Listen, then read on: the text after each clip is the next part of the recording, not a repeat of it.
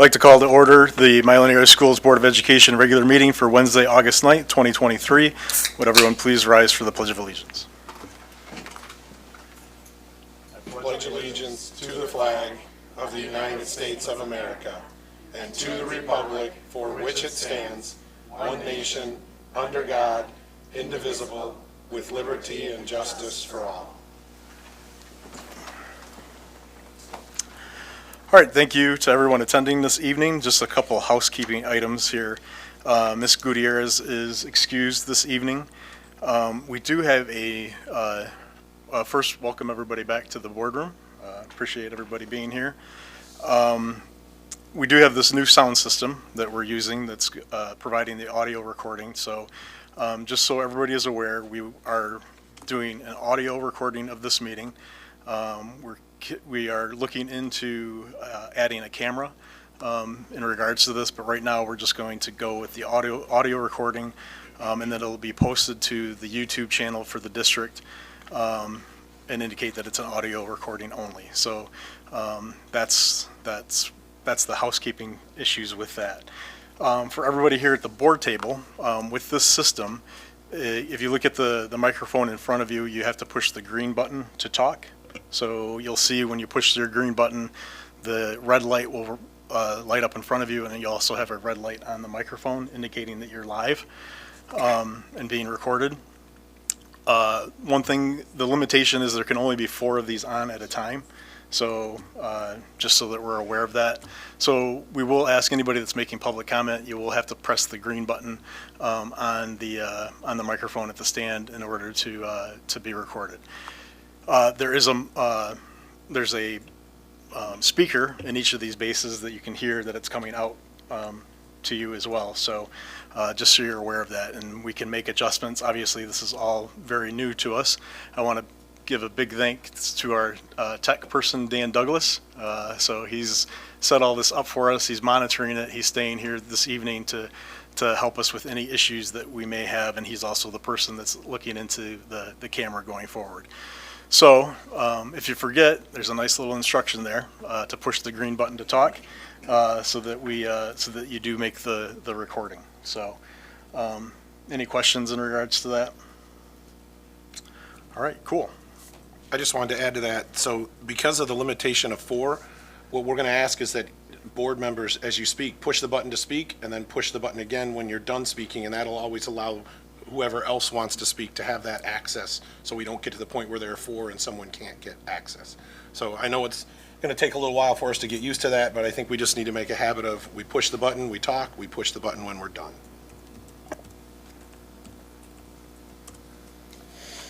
All right. So with that, we will start with communications and community engagement. This is the time for public comments. So just a reminder that this meeting is a meeting of the Board of Education in public for the purpose of conducting the school district's business. It is not to be considered a public meeting. There are 2 times for public participation during the meeting as indicated in the agenda. When addressing the board, you'll be asked to state your name. The board determines the amount of time granted to individuals or groups to speak. Each person shall be allowed to speak for up to 3 minutes. Board members may question speakers but are not obligated to answer questions or make statements or commitments in response to issues raised by the public. In general, such items will be referred to the superintendent for advisement, investigation, study, and/or recommendation, or designated as future agenda items for board consideration. Are there any students who would like to address the board? Are there any public members who'd like to address the board?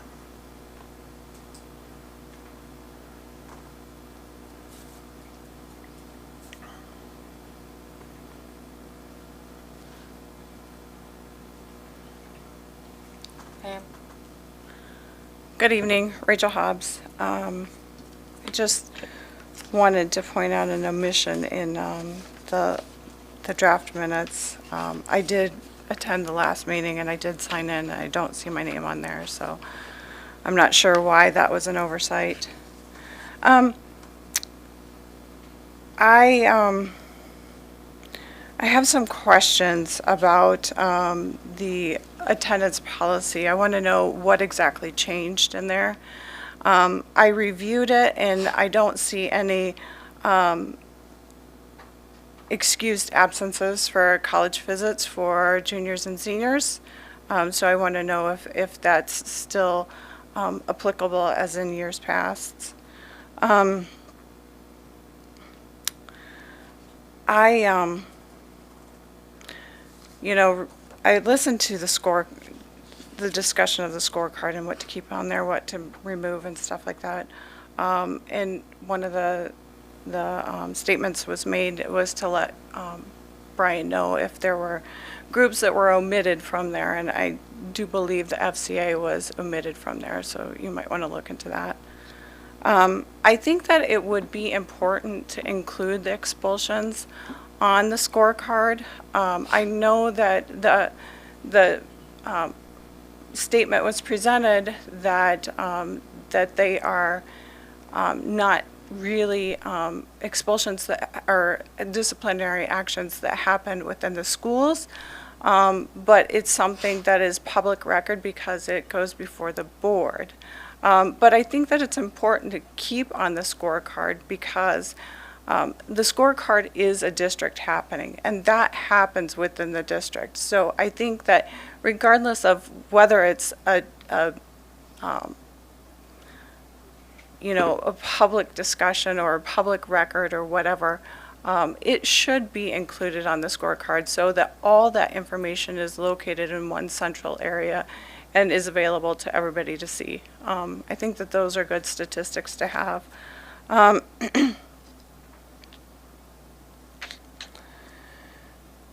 I'm curious to know about the attachment A, which is the resolution about the renewable energy resources. It says that it was passed and approved on the 12th of July, but I don't recall that being discussed at that meeting. And I looked back at the agenda, it was not an agenda item, and it's also not in the draft minutes. So I'm curious to know how that could be passed and approved on that date when it has been yet to be discussed. Thank you. Thank you for your comment. Yeah, Mr. Gerbo. A couple of quick things. One, the MESIC resolution that was included in the board pack that went on the website did have an erroneous date. We were intending to bring it to that meeting, but we did not. The resolution that's in the board pack for tonight says that it will be approved tonight if the board approves it. So you are correct. The one that went out on the webpage initially had the wrong date. That's been updated on the webpage and was updated in the board pack here. If you want to send me those questions that you have about the attendance policy, I will gladly answer those, and I will look into getting the FCA on the scorecard. Thank you. I will go back and check the sign-in sheet, but as I recall, there wasn't a name posted on the sign-in sheet. There was a comment about the doors, so that's why no one's name was listed in the minutes in terms of signing in. We agreed as a board that from now on, unless your name was on the sign-in sheet, you would not be listed as an attendee at the meeting.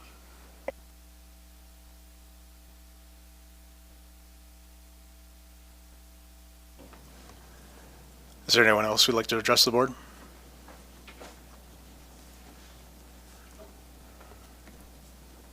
Thank you.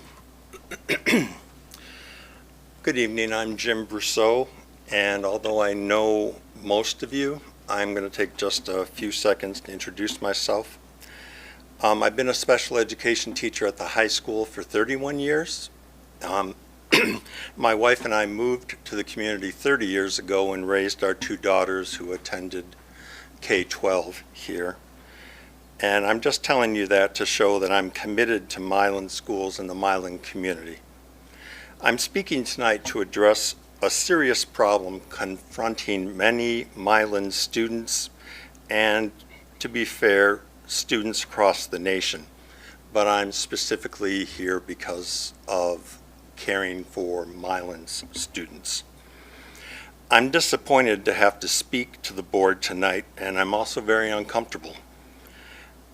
Unfortunately, I've met and corresponded with both levels of administration and haven't been able to get this rectified, and the last option is to come here.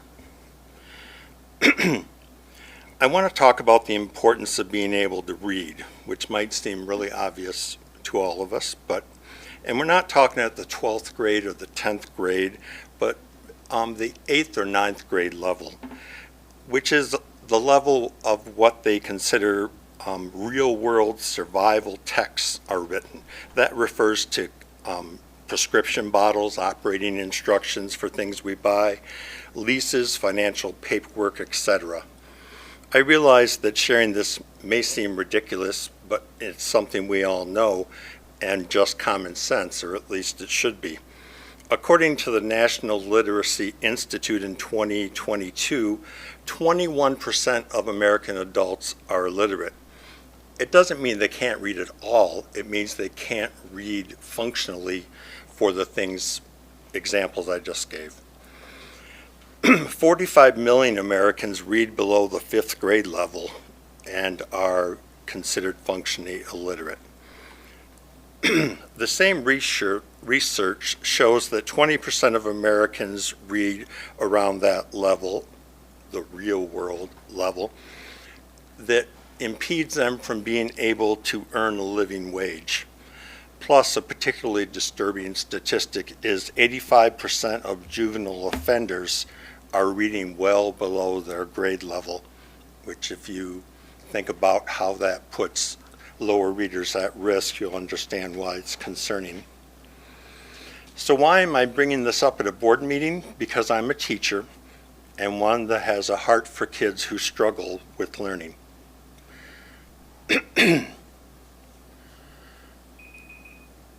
Was that 3 minutes? I'll give you 30 seconds. Okay. Milan is changing to a 6-hour day at the high school, and when that was announced that it was finally going through, we were informed that the instructional reading courses at the high school were not going to be offered. We only offer 2. It's for kids that are not literate or at mid-6th grade or below. We are now going to accommodate them.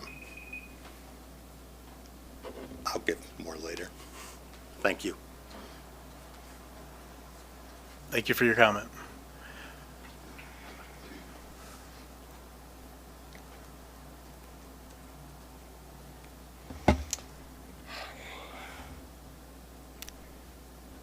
My name is Jennifer Glushin. I grew up here. I graduated from Milan High School. All 3 of my children attended Milan schools. I live 50 minutes away. I love this district. I trust it. I drove my children in from Chelsea to here because I trusted this district. I have taught here for 25 years. I have a track record. I'm highly effective. You can look that up. You can talk to families. I am brokenhearted because of what Mr. Brousseau just brought up. For the past 12 years, I have been the reading teacher here in the high school. Not because I needed to be. In fact, one administrator said to me, "How is it that someone who is highly effective is asking to teach our most at-risk and most difficult students?" But that's where my heart is. And that's what I've done. And we can present data to show that over the last 12 years, those kids have grown. And they've grown more than the 25 points they should have gained in a normal year. They've grown at least twice that on average, and some of them 300 to 400 points above where a student would normally grow in a year. And yet, we're getting rid of our reading program here. So let me start with this. Michigan is currently in the bottom half when we look at reading scores in the nation. That's not a Milan issue. That is not Milan teachers failing. That is not we as a state are in the bottom. And yet, when Jim talks about these statistics about what's going to happen with struggling kids, I don't see those numbers. I see faces. I've worked with those faces for years.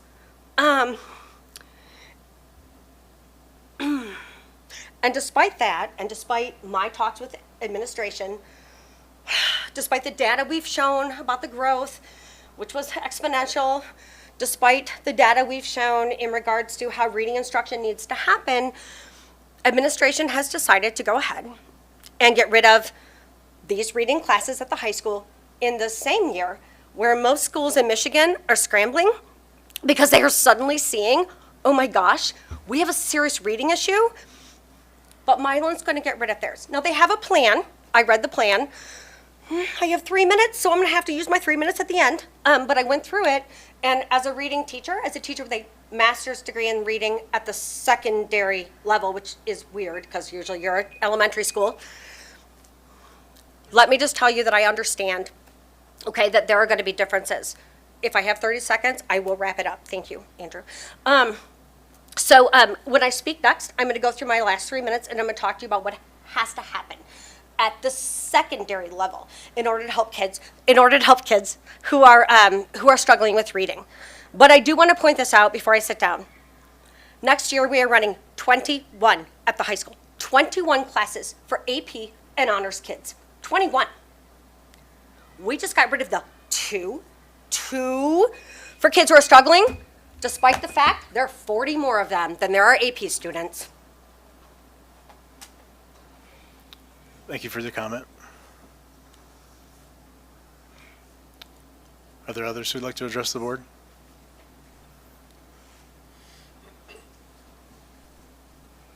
Good evening. My name is Rebecca Craigmile. I'm an alumni of Milan High School 2003. Jen, you started this. We'll get it together. So obviously you can hear her passion, and her passion translated to me. I am not a English teacher by any means. I am a HR professional. So I can speak to the flip side of I'm as an HR manager looking for those faces, and hopefully they went to college, but if they didn't, I have opportunities through Wayne County Probate Court and amazing jobs. And I do pre-hire testing. And I get these people in, and they do their pre-hire testing, and their reading comprehension score sucks. I'm sorry. It's not great. And I have to look at these faces who are passionate and want these jobs and want to work for our court and to say, with these scores, we have a lot of training that we have to give you. And we're willing to invest in you. But please listen to Jen Glushin. Please. And Mr. Brousseau. And I'm sure there's other staff members that you can listen to about these reading courses and helping those who may not be at that AP level but deserve the same careers and the same opportunities. Thank you. Thank you for your comment. Are there others?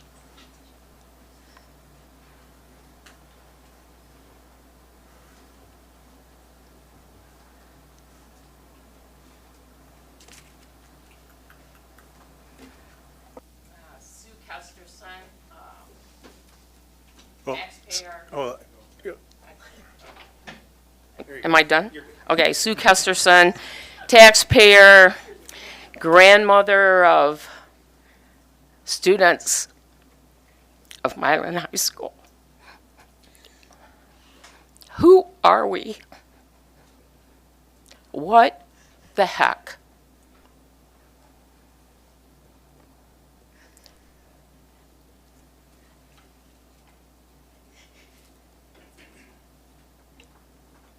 I've looked into those faces because I worked with those kids.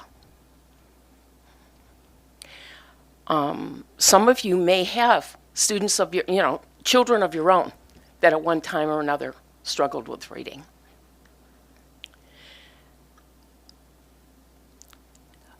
A lot of these kids come from homes that maybe don't get the type of help that they need and support at home.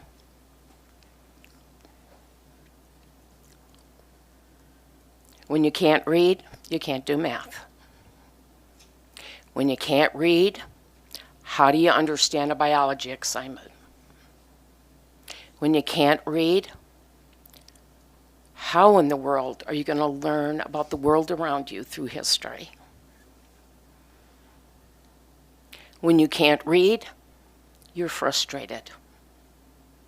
and then you get angry, and then you lash out. The reading classes provide an opportunity for relationships. We don't have school. My dad told me, he said, you know, school isn't just about all your learning. It's about learning life. It's about learning life. I was a struggling reader, and I had to work hard. And I had to work hard, especially, just putting this out there, as a woman in the business world. My dad was a struggling reader, and he had to work hard to be successful. The world is not the way it was 50 years ago. Are all these kids going to go to college? Probably not. But they deserve the ability to strive to be the best that they can be. Oh, and I don't know what the plan is. I'm kind of out of the loop. I don't know what the plan is. I just wonder, you know what? Let's have some of the other teachers teach reading. How about that? Let's have all of our core teachers, you know what we're going to do? We're just going to add a little reading in here. Really? Seriously? They have their hands full already. 30 seconds. I'm disappointed. I'm disappointed that this district would consider dropping reading programs and strategies. It's about strategies to help people be more successful. We should be thinking about the least of these. It's about the least of these. And what opportunities are we going to provide them? We need to step up. That's all I got. Thank you for your comment. Are there others?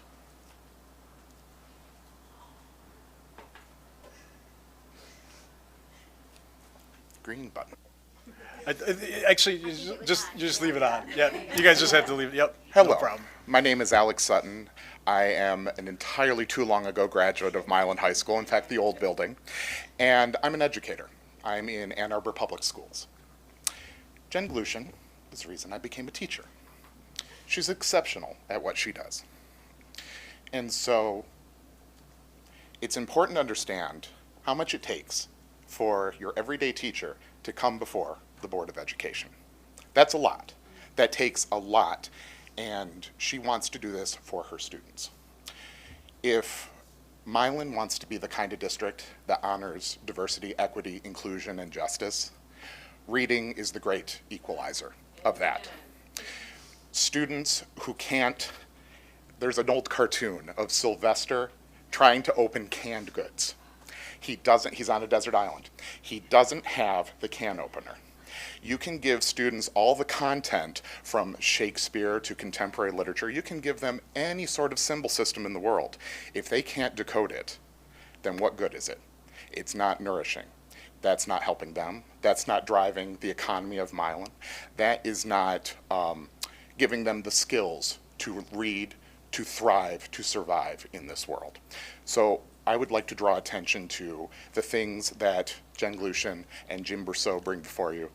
These aren't things because they have an axe to grind. These are important things. Thank you very much. Thank you for your comment. Are there others?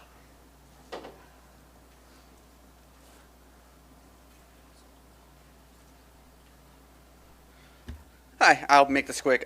Chris Smallwood, I was actually part of the class 2004, the fourth class that I did graduate from this school right after Al. I came here tonight just to support Jen and in her endeavors. I actually didn't know what the meeting was about for the reading. I just came here for her. But having listened to comments here and so forth, in 2004, I was the #1 graduate. I was the summa cum laude. I was #1 at the class. I went to U of M, got my master's degree, spent my whole life, a lot of my young adult life in retail. And all the degrees I have could not help me pertain to the fact that some people struggle. And When you're in the real world all day long, having to deal with people who can't function, you can have all the education you want, and it's not going to help. You have to be able to help those around you as well. And if you can't master the basic skills of being able to read, that doesn't just affect you, it affects everyone. It affects those you love, it affects those you interact with. So if we are going to start dumbing down the world, we really need to make sure that everyone is prepared for it. That's all I gotta say. Thank you for your comment.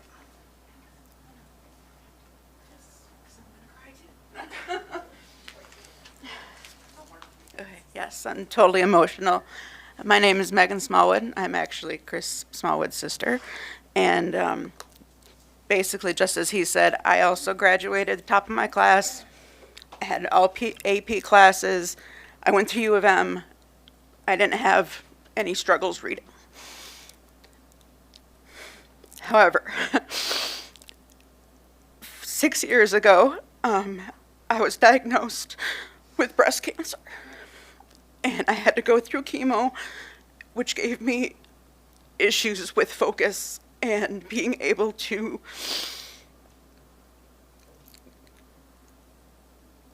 understand government information. Okay. Basically, my medical records and how to get Social Security and all of that. They make that confusing on purpose. But then if you add in the fact that you can't even read well, we're not just talking about getting jobs and being able to survive in the world with getting money. This is about being able to survive. It's like, if I didn't have the education that I had, if I didn't have my family and my support system to help me get through that, I don't know where I'd be. I'm sure that I would not be standing here right now. And I'm sure that I probably wouldn't even be standing. So I just wanted to broaden the situation to the fact that it's more important than just test scores or getting these students getting better jobs than these students. It's about people actually surviving. Thank you. Thank you for your comment.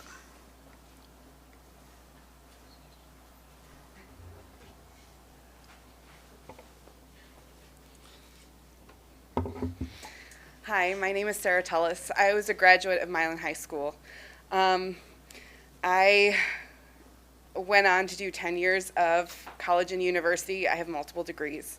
I took AP classes. I can tell you that the skills that I learned in college and in AP high school classes are nothing compared to the amount of time I spend reading and using the skill of literacy on a daily basis. And the fact that you are depriving your students of this is, quite frankly, appalling to me. I cannot believe that you are taking away the opportunities that reading allows these people and that have the opportunities it's given me to do 10 years of university, to travel the world, to do those things because I can read, because I can teach myself a different language, because I can read. And you are taking that away from your students. And it is just mind-boggling to me that you are prioritizing AP classes that I can't even remember what I learned in, and I can guarantee you I have not used most of them since high school. But reading is a skill I use every single day. And I just urge you to think about it. Where are the priorities? And where do you want to put your priorities in your students? Thank you. Thank you for your comment. Are there others? Mrs. Hobbs, if you have 30 seconds, because I've added 30 seconds to everybody else, if you want 30 seconds.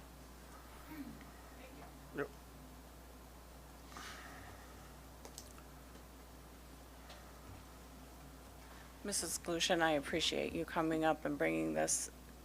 I have been screaming at the board and administration about cutting the class days from 7 to 6.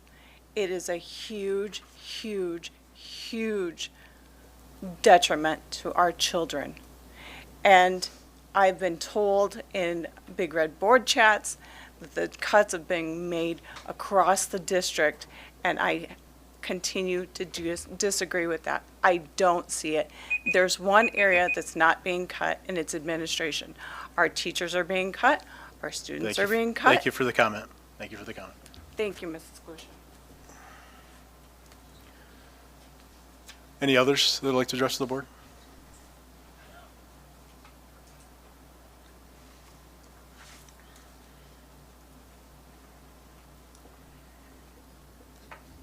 There's a word, it's called supervision harassment. I think it's really important that people take a look at what that word is. It's when administrators try to push out educators. I don't know what is happening here.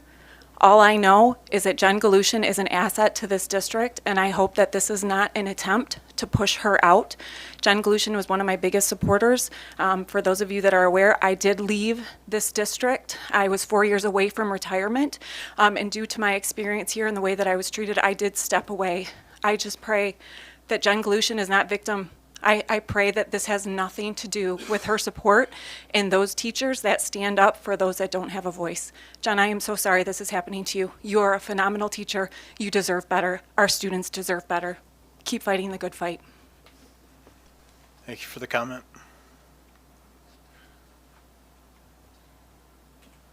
Are there others? Yeah.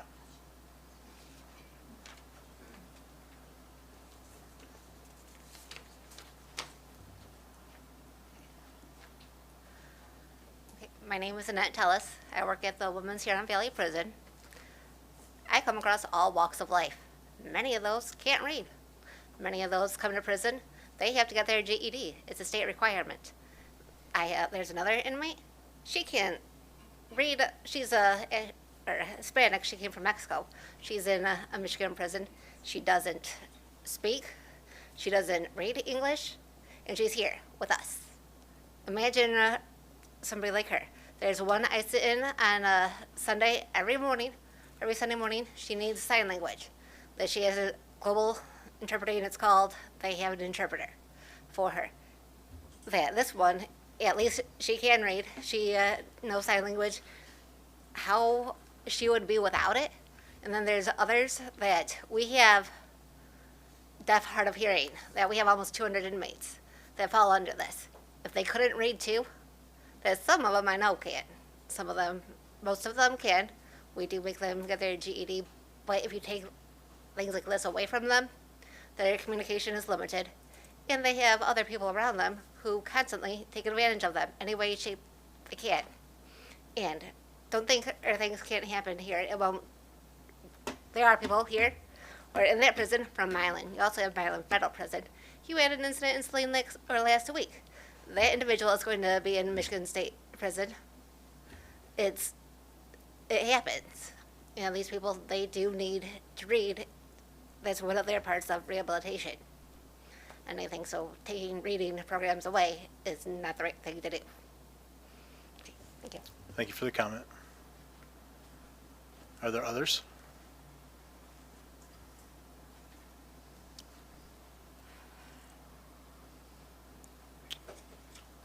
All right, thank you for those comments this evening. Appreciate you coming and addressing those and the emotions around those. Thank you for coming and to speak in regards to that. Next up, I need a motion to approve the minutes of the regular meeting of July 12th, 2023. Moved by Farrell. Support by Rosenleacher. It's been moved and supported to approve the minutes of the regular meeting of July 12th, 2023. Is there any discussion?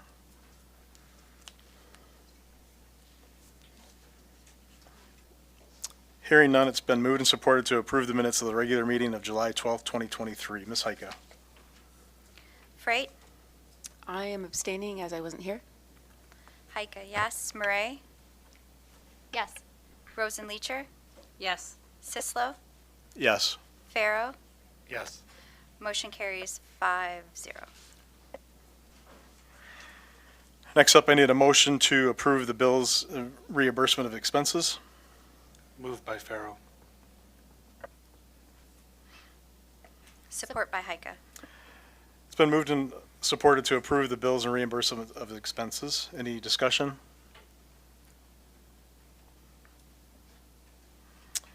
All right, it's been moved and supported to approve the bills and reimbursement of expenses. Ms. Heike? Heike, yes. Murray, Yes. Rosenleacher, Yes. Sislo, Yes. Pharaoh, Yes. Freight. I abstain due to my absence. Motion carries 5-0.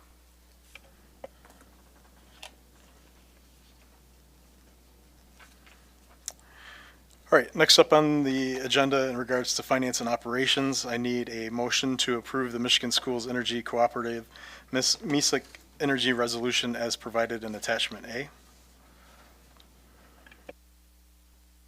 Moved by Rosenleacher. Support by Murray. It's been moved and supported to approve the Michigan Schools Energy Cooperative MESIC Energy Resolution as provided in Attachment A. Mr. Gearbaugh. Thank you, Mr. Sislo. I do want to start by saying that the resolution that's in front of the board is to approve that Milan area schools will start to purchase some of their electricity through MESIC from a solar field. But I want to make it very clear, the solar field is something supported by MESIC. It is in Genesee County. This has absolutely nothing to do with any of the solar fields that are being talked about in the Milan area or the Milan Township area. This is something that's going to happen and going to be built whether Milan area schools participates in purchasing our energy from them or not, and it is not in our area.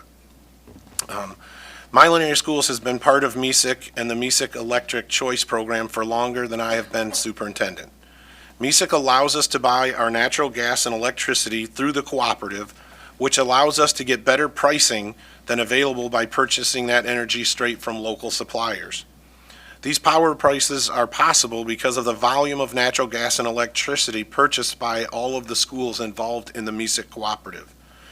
My recommendation tonight, based on guidance from MESIC and other participating districts, is that we approve purchasing 50% of our electricity from the solar program. While we could do more than 50%, I believe that 50% offers us the proper risk-reward percentage. We could possibly save more money by purchasing more than 50% of our electricity through the solar program, but by only purchasing 50%, we are protecting ourselves from that small possibility that solar electricity might cost more during the next 15 years. I want to make it clear that if we purchase our electricity through this solar program, our rate for electricity that we purchase through it is locked for 15 years. The rate will not go up for a 15-year time span. So again, MESIC has done calculations specific for Milan over that 15-year time period, and their current projections are that purchasing 50% of our solar power could save Milan area schools up to $425,000 over those 15 years. Again, it is possible that local electric rates could decrease and that locked rate might not save us quite that amount of money. But as I sit here in front of you, I find it hard to believe that electricity rates over the next 15 years are not going to increase.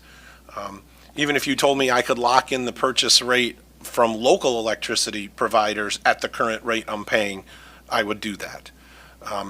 So my recommendation tonight is that we approve purchasing 50% of our electricity from the MESIC solar program. I do want to make it clear, if we don't do this, it just means that we continue to buy our electricity and gas from MESIC through the normal process that we have up through this time period. This program will start in the year 2025 when the solar field is up and running, and then would last for 15 years, and then we would be able to make a decision as to whether we wanted to stay in that program or exit that program. And obviously, at that point, that would be based on the performance of that program during that 15 years. With that said, I can answer any questions you might have about this.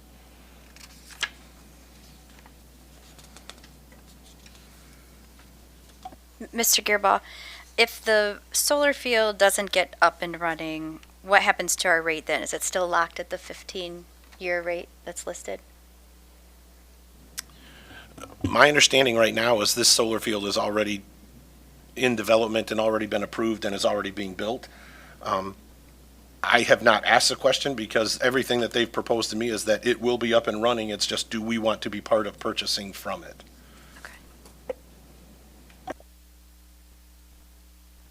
Mr. Gearbaugh? I think I'm on the red button. Sorry. Is this by any chance the same solar company that does have some sort of interest in with Mylan Field? I'm just wondering about the company in particular, if you could please. I do not believe so, but I am not 100% sure. I ask because of full disclosure, the company that's currently pursuing different options here in Mylan has, I don't know if it's official business with us, but contact with myself, so I wasn't sure if there was a need for me to abstain on the vote. So I just wanted to make sure legalities were all covered.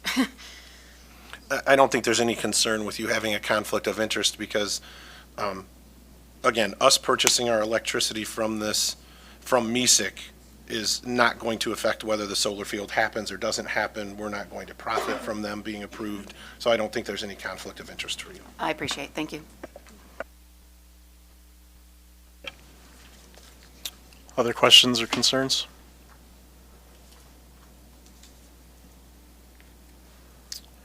All right, it's been moved and supported to approve the Michigan Schools Energy Cooperative MESIC Energy Resolution as provided in Attachment A. Ms. Heika? Heika, yes. Murray? Yes. Rosenleacher? Yes. Sislo? Yes. Farrow? Yes. Freight? Yes. Motion carries 6-0.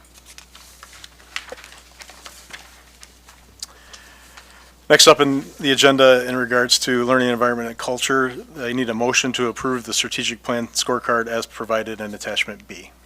Moved by Farrow. Support by Heika. So moved and supported to approve the strategic plan scorecard as provided in Attachment B. So we did discuss the scorecard at the last meeting and asked Mr. Gearbaugh to make the updates in regards to providing more detail in the measures column and then also in regards to some of the measurements themselves. We also updated the objectives for many of the areas. And currently, you can see they're all scored at, they're not scored at any level currently until we do a next periodic review of Mr. Gearbaugh. So he has provided those changes that we asked for, and he's going to add the FCA extracurricular to the scorecard. Other questions or concerns in regards to the scorecard? Mr. Sislo? Yes, Ms. Freight. Forgive me, but the overall purpose of the scorecard is, it's kind of like, I mean, is it a report out on the district? Is it a report out on the board? I get kind of lost in it. I just want some reiteration and some feedback on the importance of the scorecard is to tell the district or to tell us, or my apologies for putting you on the spot. I'm just kind of. No, you're not putting me on the spot. No, I just wanted to know what you were, I was trying to understand that. So the purpose of the scorecard is to measure against the strategic plan and our progress towards it. And so then there's objectives in regards to each of those areas that have been outlined. And those objectives were, you were part of that strategic planning process. So there's those objectives that were put out as part of that. And then there were measures in regards to those areas that we decided that would be appropriate measures in regards to monitoring our performance. So, I mean, it's a scorecard that monitors progress towards the strategic plan. But in particular, our progress. The district's The progress. district's progress, okay. Yeah. I guess I would also, and I apologize for my absence when we were discussing this, I guess I would also like to reiterate my desire to have the expulsions added to our disciplinary actions. I think it's something that we reflect to the community about our decisions. I think it's something that reflects the disciplinary actions and the reactions and helps support our community, not only our administrators and our teachers, as to where they are. And I think it also gives a fair viewpoint of what is happening, where it's happening, and where it's happening, and that the district does take action that is appropriate or react to the appropriate actions that are out there. I don't think that there are very many. I know that there are not very many, but I also think it is something that is worth reporting out to our community. I know that they are reflected on the suspensions, is my understanding, correct? That once they are suspended, they're reflected, but when they are in the unfortunate circumstance, moved past and brought up to for expulsions, I think it is an easy and a fair thing to report them out as those expulsions. Because referring to them just as a suspension, when they have moved forward, I think it's important to note that we've taken that appropriate action. Others?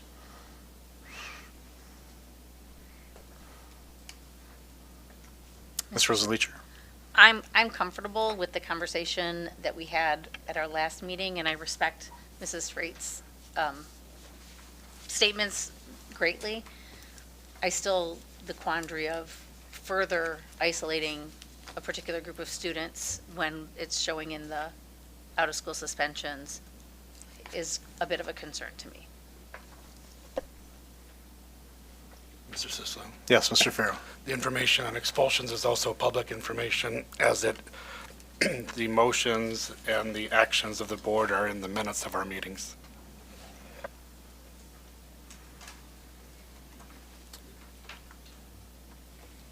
Mr. Sislo? Yes, Ms. Ica. I agree with Ms. Rosenleacher. I understand the concerns that have been expressed by Mrs. Freight and Mrs. Hobbs, but I am comfortable with the conversation that we had at the last meeting about the scorecard and how we would handle expulsions. But back to my original point, how I agree with Ms. Rosenleacher, we did have an extensive conversation as it related to I believe it was the chronically truant and in attendance issues, That's correct. right? That if you have less than a certain number, then I think it's 10, it's on the scorecard now. If you have a number between 1 and 10, it becomes not easy, becomes much easier to identify who that individual student is. And so I have some concerns about that because this past school year was an anomaly in the number of expulsions that we had. I hope it's an anomaly. It has been since I've been on the board. And typically, as you know, Mr. Sisler, you've been on the board for a while, and Mrs. Freight, that, we just don't have that many in any given school year. And so I am worried that we're going to we'll start putting information out there that will then allow other students and parents to start identifying who individuals are, particularly when students just stop coming to school after a behavioral incident that other students may be aware of.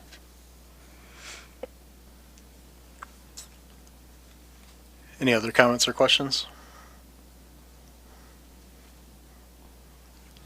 So currently, I'm not hearing support to add expulsions to the scorecard.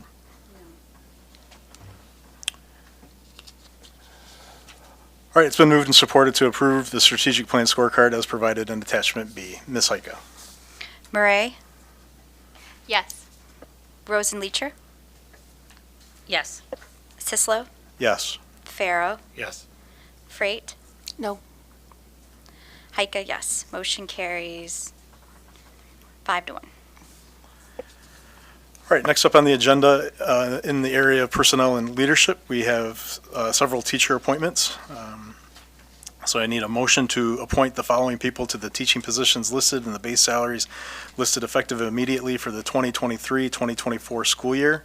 Dr. Chloe Wilson for a Milan Middle School teacher consultant, Christina Barbara for a high school counselor, Noah Jensen for middle school elective teacher, Levi Jackson for a high school counselor, and Michael Sundingquist apologize, for a high school math teacher. Motion by Rosenleacher. Support by Murray. It's been moved and supported to appoint the following people to the teaching positions listed and base salaries listed effective immediately for the 2023-24 school year. Ms. Wilson, Ms. Barbara, Mr. Jensen, Mr. Jackson, and Mr. Sendenquist. Discussion. Mr. Sislo, I don't believe this to be a conflict of interest, otherwise I would have raised it sooner, but I do want to be very public that I do know Noah Jensen. But we're not related, we just know each other, so just in case that issue comes up later. Okay. And Mr. Gerber, I assume all the hiring practices were followed in regards to these hires? Yes, all of the defined hiring practices, postings, questions, and interview process were followed. And the salaries were set based on? Salaries are set current- based on the current con- negotiated contract, yes. Any other questions or concerns?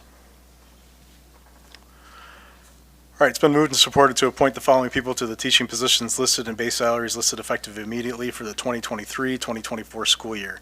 Dr. Chloe Wilson for a Milan Middle School teacher consultant, Christina Barbara for a high school counselor, Noah Jensen for a middle school elective teacher, Levi Jackson for a high school counselor, and Michael Sendenquist for a high school math teacher. Ms. Heike?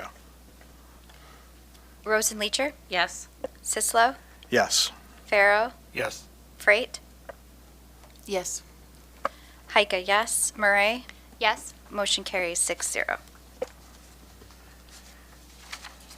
All right, back to our area of communications and community engagement. This is our time for our second public comment. Just a reminder, this meeting is a meeting of the Board of Education in public for the purpose of conducting the school district's business and is not to be considered a public meeting. There are 2 times for public participation during the meeting as indicated in the agenda. When addressing the board, you will be asked to state your name. The board determines the amount of time granted to individuals or groups to speak. Each person shall be allowed to speak for up to 3 minutes. Board members may question speakers but are not obligated to answer questions or make statements or commitments in response to issues raised by the public. In general, such items will be referred to the superintendent for advisement, investigation, study, and/or recommendation, or designated as future agenda items for board consideration. And then just a couple other things I want to say. You don't have to push the button each time. It'll just stay on. So once you see the green, the red light, you can just leave that on. And I think I was going to say, all right.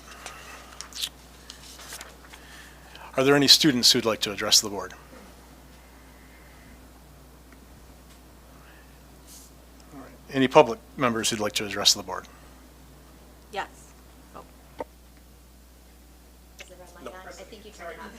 Sorry. Thought you said a green light would be on. It's a green. I apologize. It's a green button and a red light. Okay. Yeah. Sorry. So yeah, we're all learning here.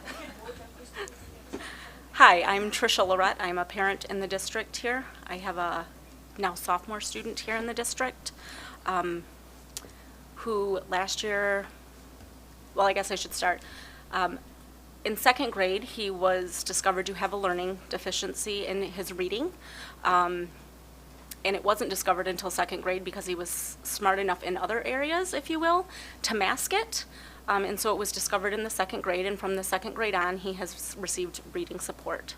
And that support gets less and less as the years go on in the schools. And in high school, I hate to say it, but it's almost non-existent except for Miss Glushin.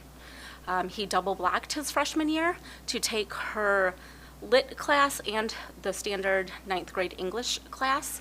And I have to tell you, for the first time in my child's life, he read a book because he wanted to read a book. Not because he had to read a book, but because he wanted to, because of the things that she put in place in her classroom to be supported. And for me, that's amazing. And I would ask that this board consider or reconsider the positions in which she's in and reinstate her as a reading instructor in the classes that she can take. Over COVID, there was not a lot of support at all, and he lost a lot of ground. He had been always behind grade level, and he is now up to almost grade level. her program and what she offers is invaluable to this school district, and to the students that struggle in this school district. It's a shame to me that this was cut and parents weren't notified to be able to try to put supports in place for their children in the upcoming school year. That's a shame to me that as parents, we weren't told that. So I would ask this board to reconsider her position within the district and bring back her reading program. Thank you for the comment. Thank you. The one thing I did want to remind folks is be sure to sign in just on your way out, just so that we do have a record of you attending. So be sure to sign the sign-in sheet. Are there others?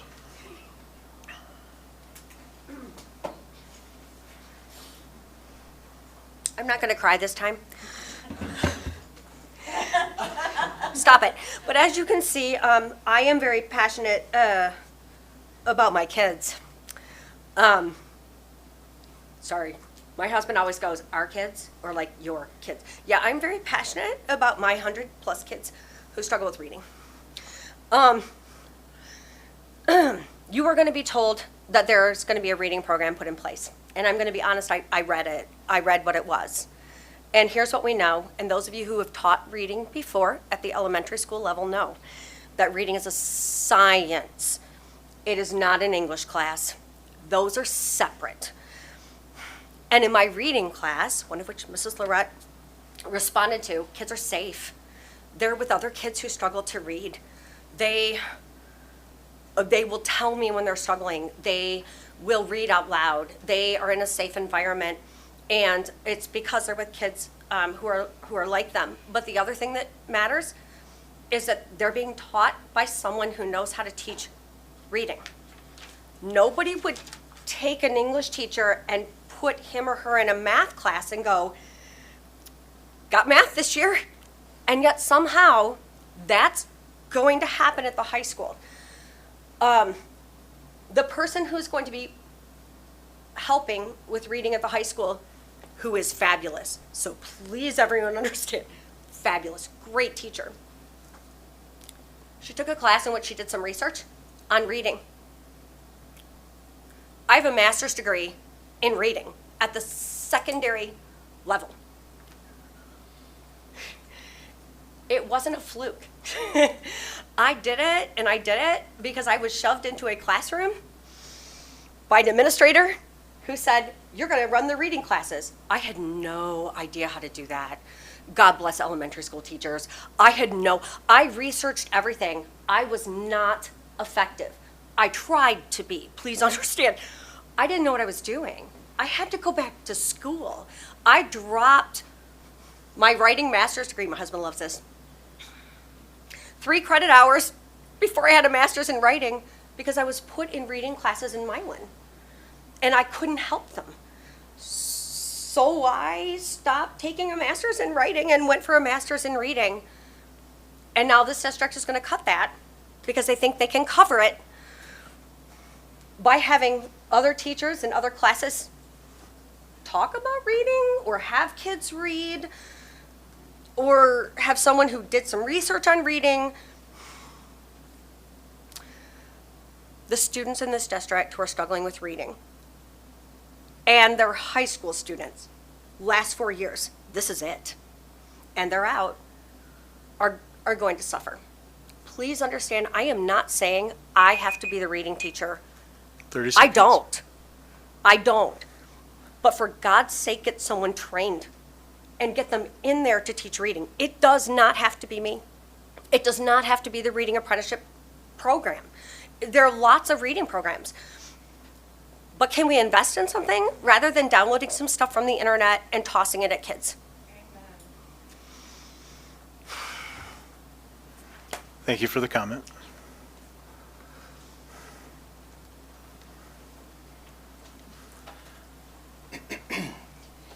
Jim Brousseau.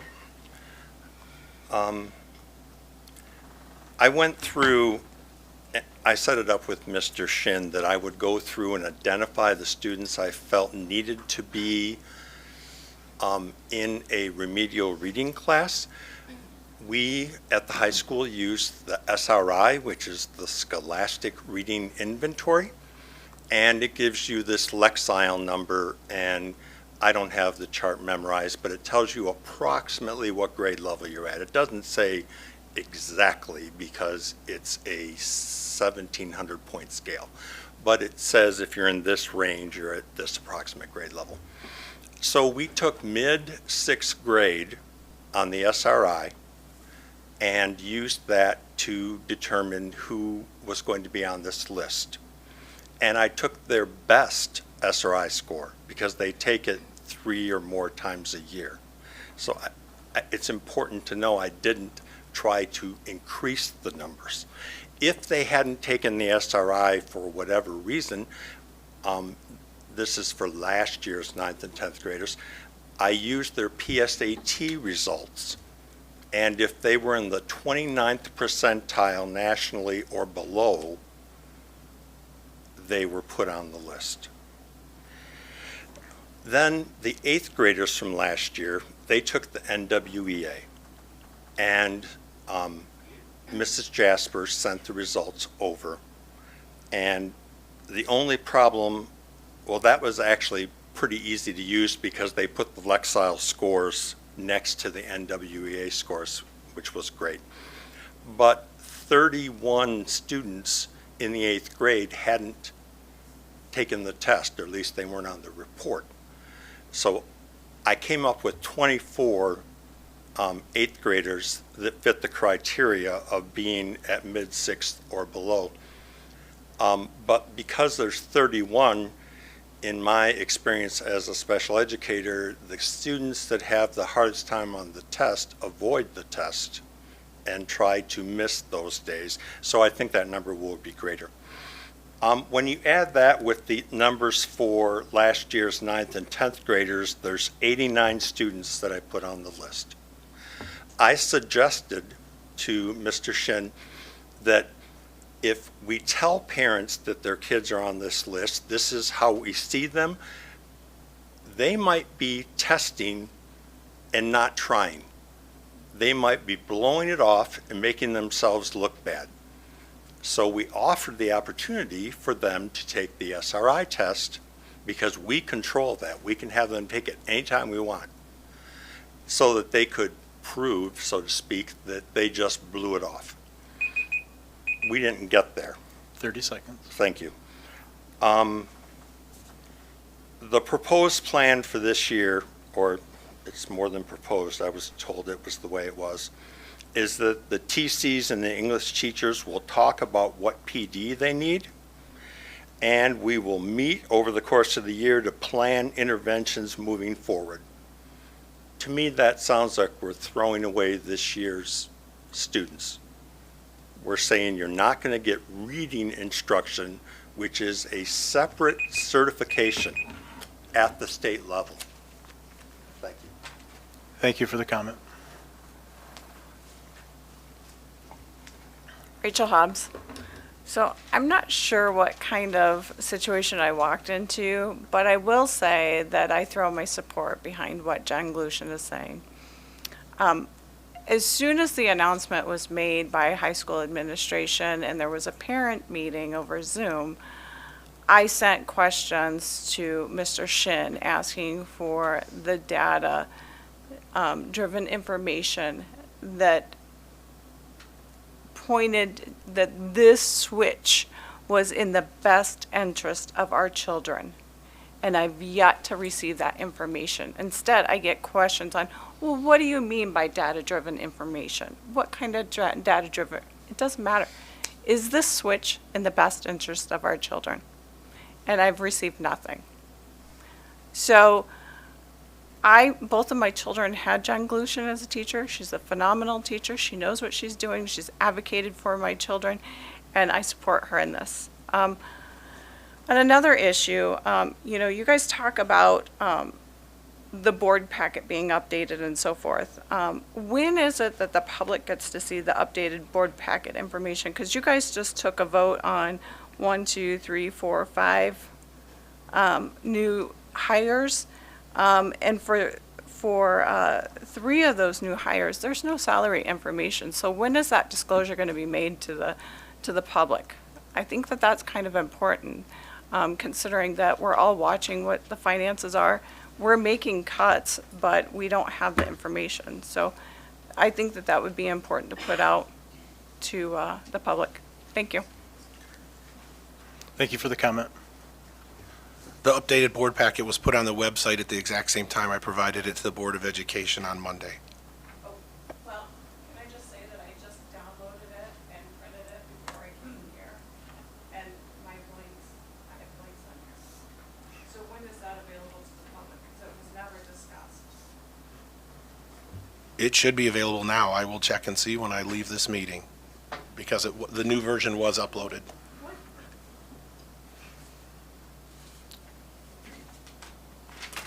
Other comments?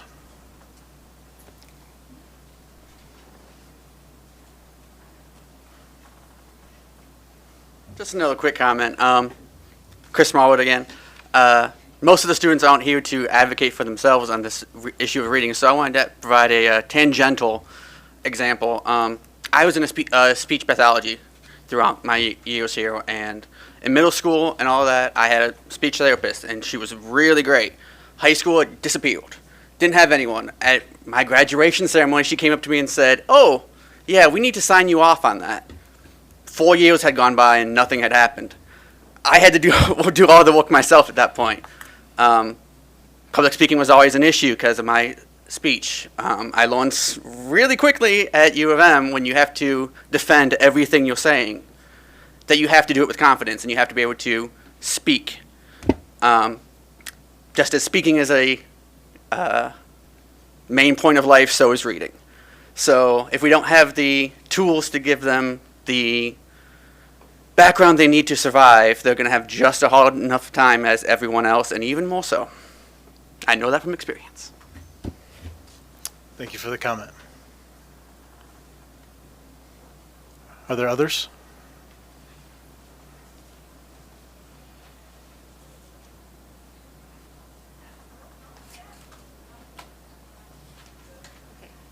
Annette, tell us. You cut a position and you're trying to, if I'm understanding this correct, fix it as you go along. So you're being reactive versus proactive. Working for the state of Michigan, who is very reactive, doesn't work.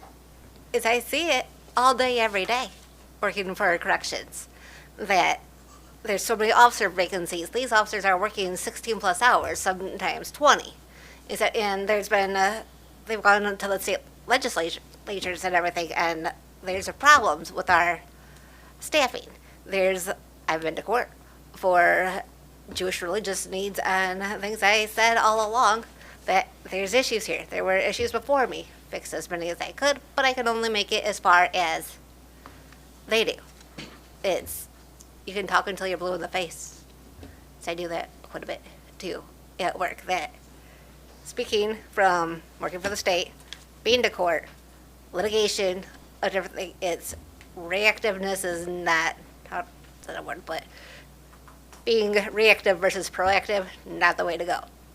At a minimum, you should keep a position, then figure out things along the way, because there's going to be suffering on both sides in between.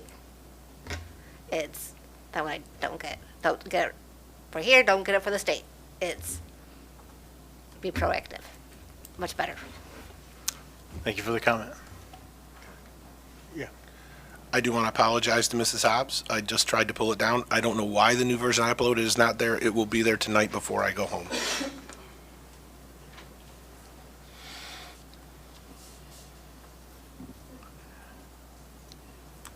Other comments? Yeah.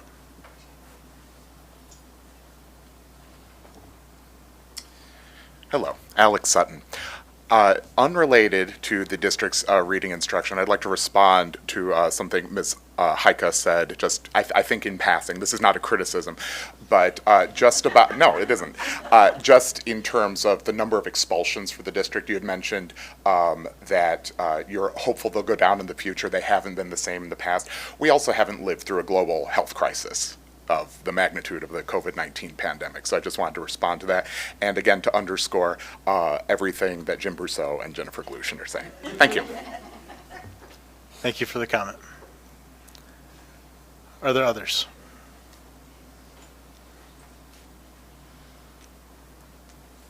Again, just wanted to reiterate, as an HR professional, Rebecca Craigmile here again. You know, in my profession, it's a collaborative effort. And I feel there was no collaboration, and it was a unilateral decision.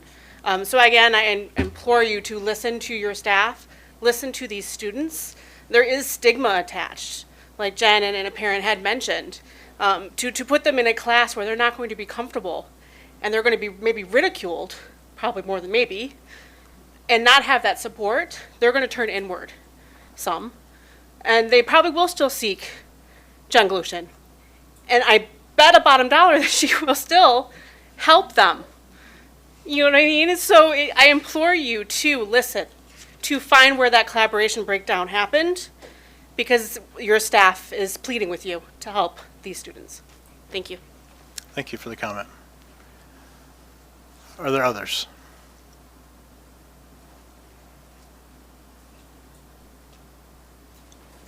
All right, thank you for those comments, and again, appreciate you guys coming here to express them. Mr. Gearbaugh, will you investigate this matter for us and provide a report back to us in regards to this? Yes, I will. Thank you.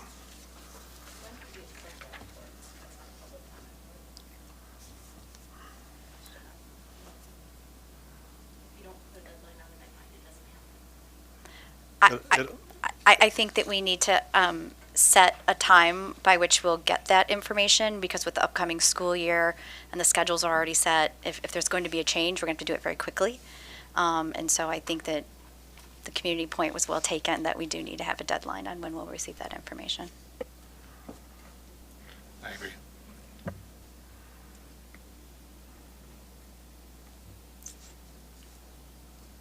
Maybe the next school board meeting?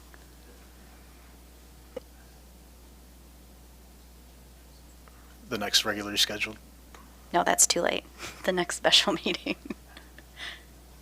All right, so we'll say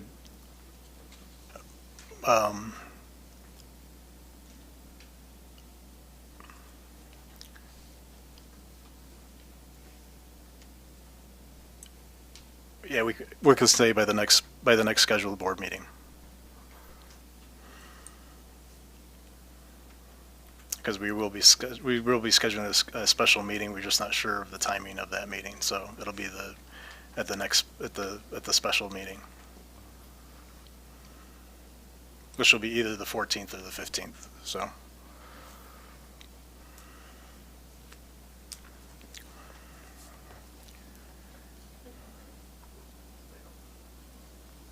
We just don't know it yet because we haven't voted on it yet. So. All right. Next up is student board representative comments. The students are not here. They'll be starting their attendance at the during the school year. Assistant superintendent comments. Mr. McMahon. Evening. I do want to give you some grant updates. It's been a while since I've been able to do that. We have submitted our Section 31A, Section 41, Section 98C, and Title I program reports based on last year's data. So those are in. The consolidated app is close to being finalized. The deadline got extended to August 31st for everybody in the state. So we're just working on one last detail. There's a new adjustment in the consolidated app this year, which is, I found interesting. All of our Title I funds we target towards Paddock students. Can you guys hear me okay? Yeah. And this year, the Title I designation is based on some low income rates of our students, and our adult ed is its own building in terms of the state's eyes. And 2 years ago, they had 14 of 19 students that were considered low income, so it was around 52, 3, 4, 5%. That changed to 10 out of 17, so it jumped to 80-some%, which triggers automatic spending for Title I funds. I called the state to say, 14 students is not even a subgroup, and they said, it doesn't matter, you triggered, we understand. So we have to come up with a way to spend about $12,000 at alternative ed. And we've come up with a way. We found a tutoring program we're going to try and implement and see how it goes.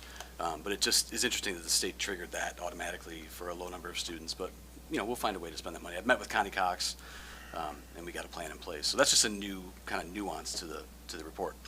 There's actually a way to not spend the Title I money if you do Title I-like funds, so it's Section 31A, so we can use state funds to supplement federal funds, and that changes how we report it, but we're still required to spend that money there. So that's a new thing there. I do want to address the reading piece a little bit. I'm not going to discuss plans. Brian and I can do that in a report. To suggest that I, as the curriculum director, do not care about reading is misleading. To say that I, in the position of administration in charge of the principals, am placed in positions to make decisions to leverage our resources, both people and finances, to the greatest benefit of our students is accurate. And we do have to make decisions. We've had to make decisions since I've been here for 13 years that some are popular and some not so popular, and that includes cuts. But I will say, I want to reiterate, that we are in a fortunate position to have excellent teachers to help us figure out how to provide those best supports, including Mrs. Glushin sitting in front of us, one of the best I've ever worked with. And I'm confident that we're going to find a way to support as many students as possible. That's it. Thank you, Mr. McMahon. Mr. Gearbaugh. Thank you. Several comments to share this night. As many community members know, the state of Michigan included free lunch and breakfast for all students in their annual budget. At this time, school districts across Michigan are waiting for final details from the state. Milan area schools will be participating in the program, and as soon as we know the final details, we will share those with our family. There will be documentation from families that we will need to continue to secure other grant dollars that are based on those federal free and reduced lunch counts. So we do want to get information to our families, but the information is not available to us yet from the state of Michigan. As soon as it becomes available, we will get it to you. Part of the concern that the state is working through is when parents apply for free and reduced lunch and are approved, that count is used for several other grants for school districts. So if we just say lunch and breakfast are free for all, and the families don't fill out those forms and we don't get those numbers, we are going to lose other grant funds. And this is a problem for every district across the state of Michigan. So that's part of what the state is trying to figure out is how can we collect that information when families aren't going to need to apply to get free and reduced lunch. So I do want you to know Milan is going to participate. We are just waiting for details, and as soon as we have those, we will share those with you. Yet again, another summer has found its way to slip past quicker than we thought it would. I hope that our families have spent the summer in a peaceful manner, have been able to relax and enjoy time with their family and friends. The 23-24 school year will be here before we know it, and the faster pace of school will return. Here at Milan Area Schools, the summer has been busy.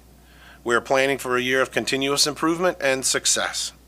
One thing we know to be constant is that we will continue to provide our students with an exemplary educational experience while remaining focused on the safety of our students and staff.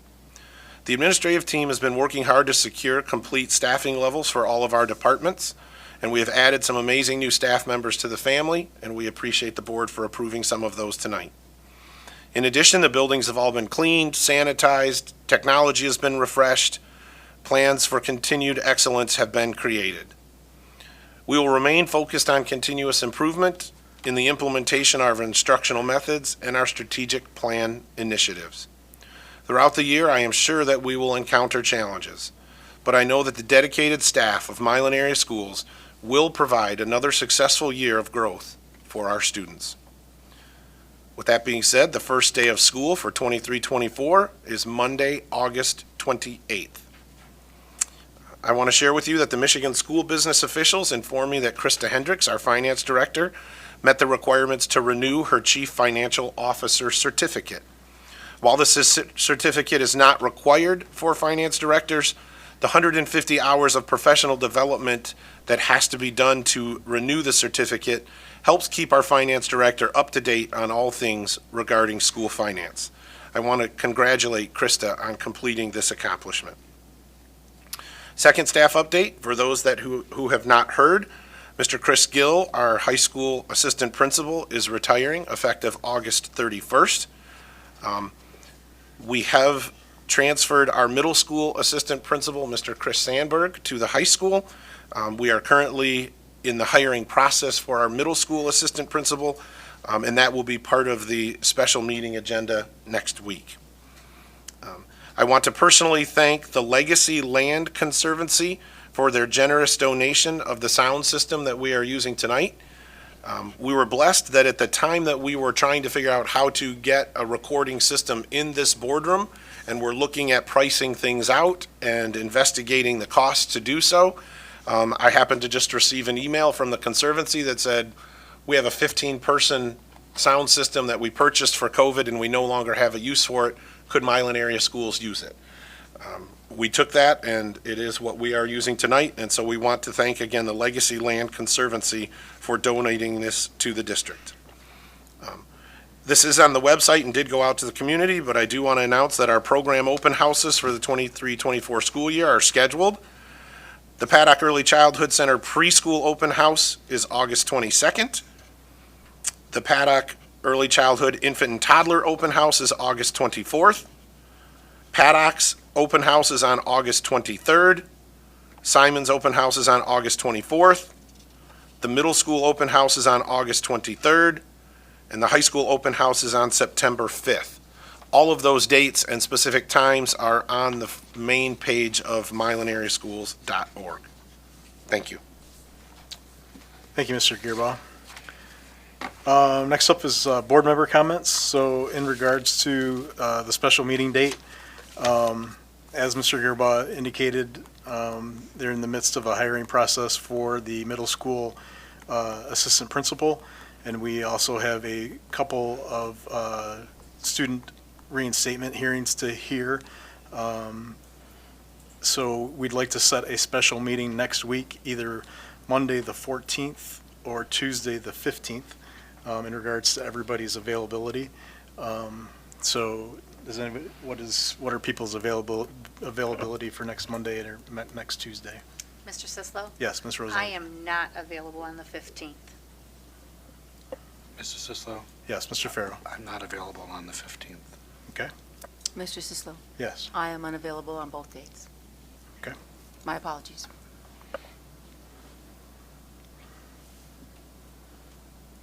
Mr. Sislo? Yeah. I could do either. The 14th is better than the 15th. I'm in a similar boat. I could do either, but the 14th would be much easier. Okay. So it sounds like the meeting is going to be Monday, August 14th. It'll be here in the boardroom.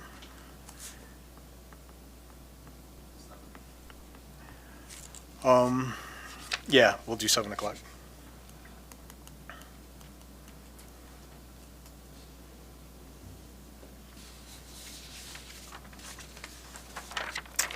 All right, then the next thing we need to discuss is the next Big Red Board Chat, which is scheduled for Tuesday, August 29th, at Paddock School.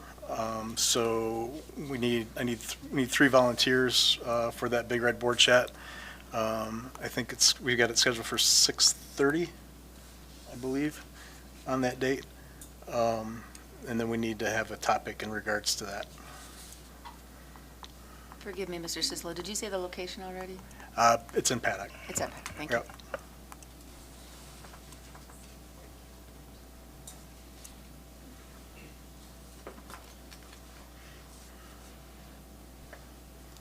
I'm available on the 29th. Okay.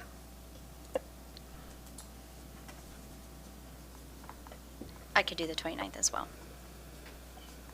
I could also do the 29th, Mr. Sislo. And I can be available if needed. Okay. So it sounds like we have plenty of people to, it will just be 3, obviously, because we talked about before is that we, if we have 4 board members as a quorum, so, and that would require a meeting. So we'll have 3 board members present. And then in regards to a topic, does anybody have any suggestions in regards to a strategic plan area that we can discuss? Obviously, it'll be open for questions and concerns as well. I think one of the things we ought to consider is an update on the communications committee, the district communications committee. Okay. And where things are at with that.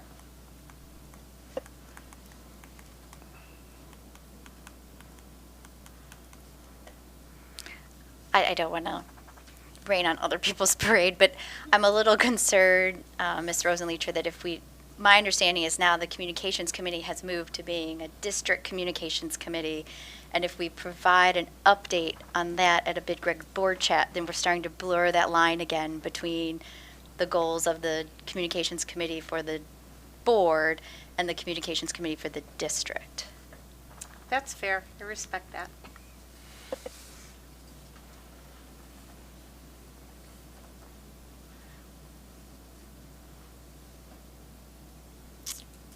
Other suggestions?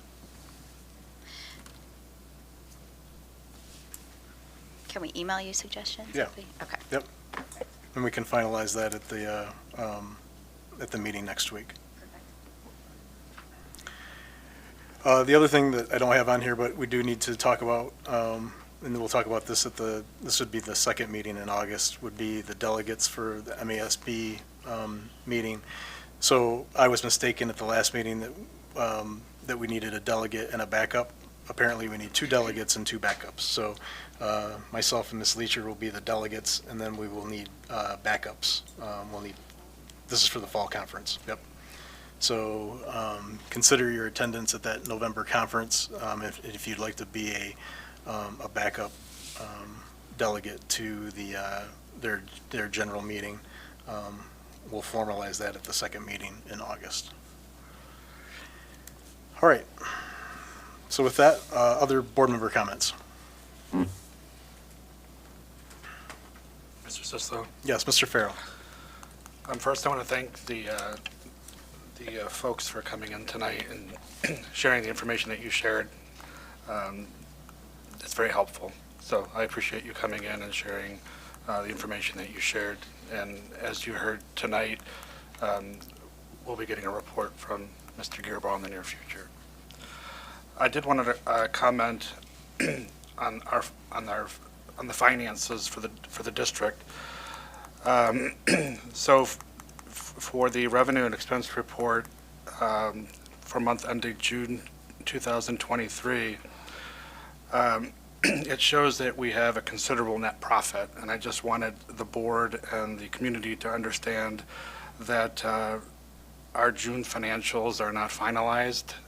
There's a lot of things that are going to change. I can say that it appears that local revenue has increased, was better than expected. Right now, we're showing a net profit of $487,293. Again, I caution that number is going to be different. We're anticipating a deficit of $915,379, so that means that we will be spending against our fund balance, our general fund balance. So one of the things that affects the financials is that there are a number of changes to revenue that are going to occur, and the expense numbers will be adjusted as well because journal entries still need to be completed, and that'll be done prior to our financial audit. So there will be additional financial reports. I just didn't want the community to see the June 2023 financial report and have the assumption that we're doing far better than we had anticipated. So I also wanted to comment on Krista Hendricks. A lot of you I don't know, some of you do know me. I think I drive Ms. Hendricks crazy. In my role as treasurer, I have a lot of contact with Krista, and she's just excellent. She's excellent. She's responsive, she's professional. She's available if I come to the office announced or unannounced. And I just think it's important that the community know that I just think she's very, very good. She provides me the financial reports that I need. I'm able to look at variances very quickly. So I just, when Ryan mentioned that she had received that CFO certificate, that's just, it's just fantastic. So I just wanted to go on record and state that. The other thing is, my child has not had the opportunity to have much interaction with Chris Gill over the years. But I did want to comment on Chris Gill, his retirement. I just wanted to thank Chris for his many years of service to Milan area schools. My understanding is he's been with the school district for 18 years, since 2005, and he served as the assistant principal of the high school since the fall of 2010. So I wish him all the best currently and in the future. And Mr. Sandberg, I hope, will not have a lot of interaction with my incoming freshman or with my senior daughter. So, thank you all. Thank you, Mr. Farrell. Others? Mr. Zislo. Yes, Ms. Freight. Thank you, sir. I would just, one question for Brian. I'm sure it's way too early, but I was curious to just start you on the enrollment numbers. We probably won't know till what, mid-September? Unofficial. Yeah, we have not even had our registration day yet, so I don't want to speculate on those numbers until registration day and we start contacting families that didn't come or didn't register online. I just thought I'd throw it out there to ask.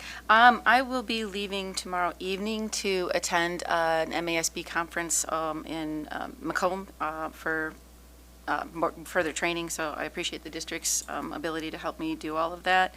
Mrs. Glushin, Mrs. Chappell, Mr. Brousseau, it's incredible to see you here tonight. I appreciate your plea and your passion. Our graduates as well. It's incredible to have you come back and tell us everything you did.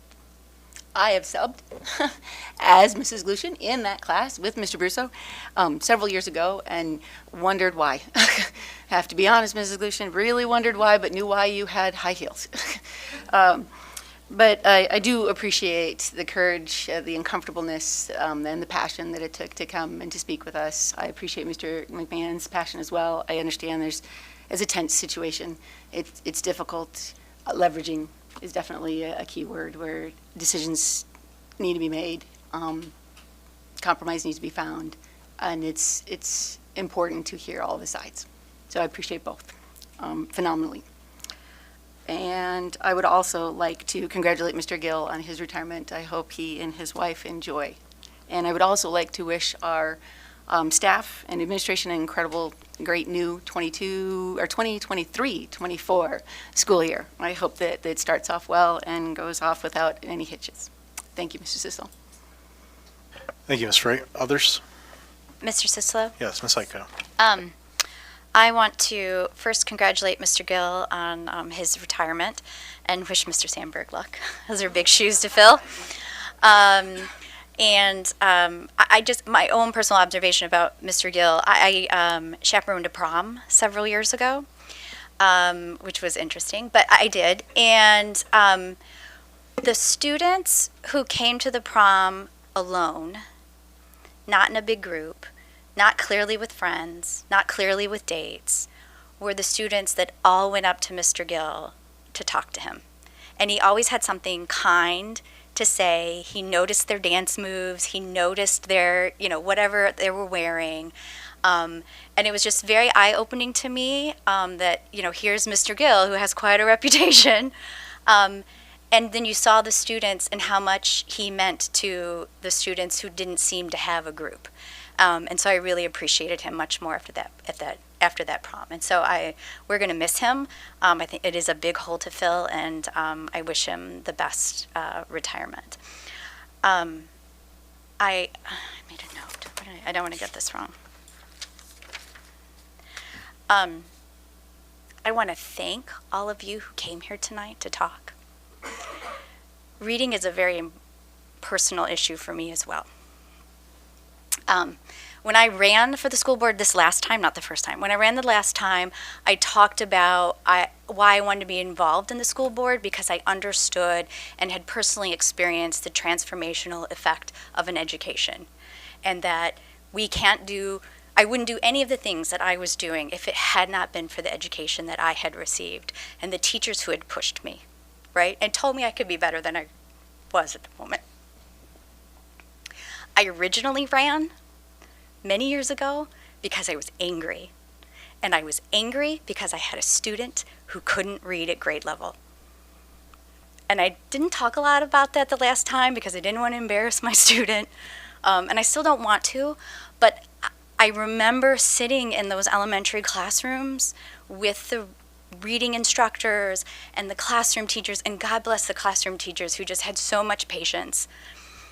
And I remember sitting in those meetings and being told he just needed to read more. Well, I just told you which kid it was. He needed to read more, which was absurd. He just needed a bigger vocabulary, and anyone who had spoken to my child knew that wasn't his problem. And so that's what pushed me to run. And I remember when he read at grade level in 9th grade, that's how long it took. We practically threw a party. We were so excited because it took that long, and it took outside therapy that we had to hire, and it took hours and hours of not just sitting and reading, but sitting and working on his eyes, and he just didn't have the physical ability to do it. And that's why I ran. And I remember, we've gotten a little sidetracked because of COVID, but prior to COVID, we had lots of discussions on this board about how we help our readers. What are we doing? What do we need to do more? What do we need to do for our teachers so that we can address this? Because I said it to his 3rd grade teacher, who said to me, he has many other great qualities. He's incredible at math. And I remember saying, that's great. He'll have a lot of friends and he can do math, but he won't be able to get a job because he can't read. You can't do anything if you can't read. And so I hear you. I have been there. I have felt it. And all I can end up with is, I hear you. So thank you. And I appreciate how difficult it is for you guys to come here and say these things to us. And I'll leave it at that. Thank you. Thank you, Ms. Ika. Others? Mr. Sislo? Yes, Ms. Rosenleacher. I want to clarify one thing. Yeah. Is the online registration for our families open now, or does it open next week? It has been open. Okay, so that's just a reminder to everyone. If you haven't gone online and registered your students for this year, please go ahead and get that done. For fear of dating or aging myself even more, I had a high school senior and a high school freshman when Mr. Gill was a young, green, first-year administrator. So I remember watching him through those transitions. I'm excited for him and happy for him that he has this opportunity to explore something else new and different, so congratulations to him. For those who do know me, they know my passion is for those kids who are sometimes overlooked. So the courage that it took all of you to come here, I just echoing what everyone else said, sometimes our best and brightest learn in spite of us.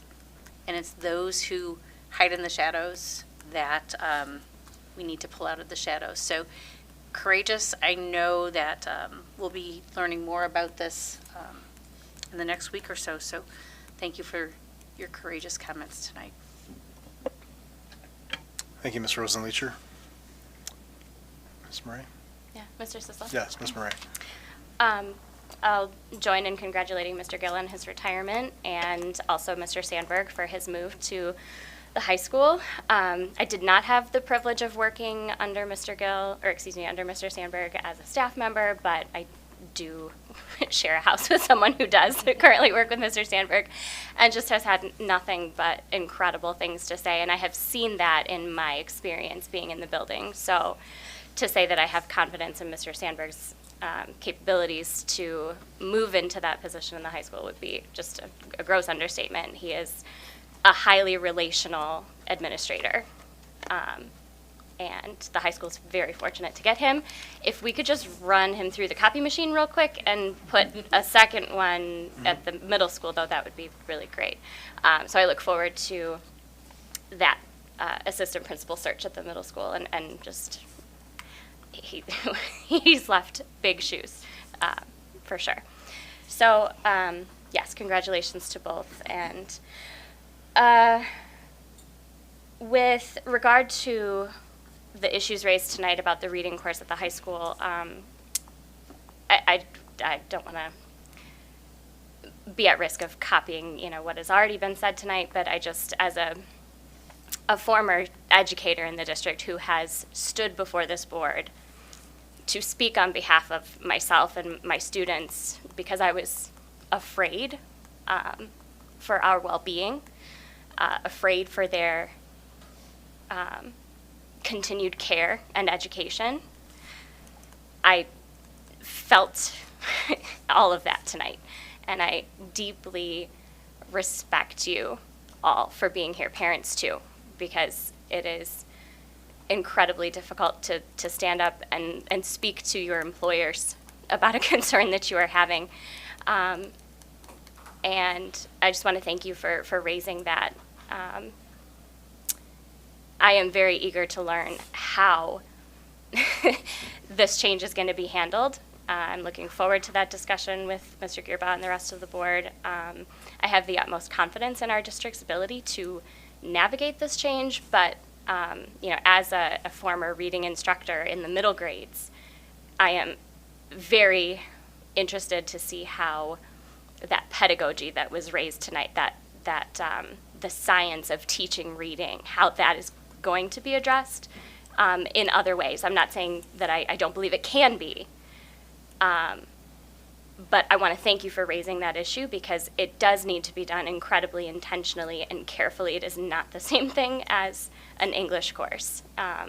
So again, thank you very, very much for being here tonight. Thank you for having the courage to speak and for being the educators that you are.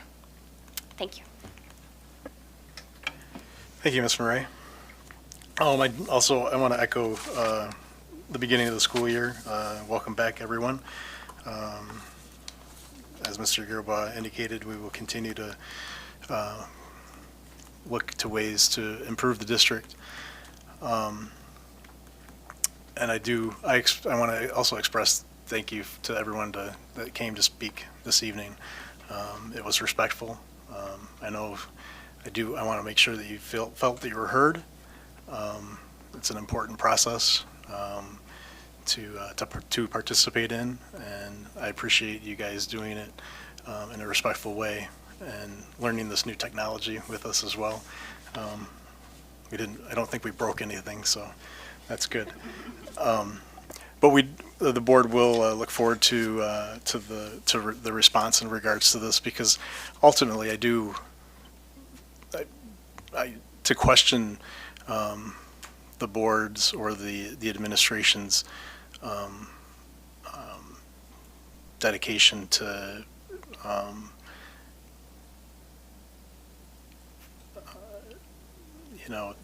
academic progress for our students.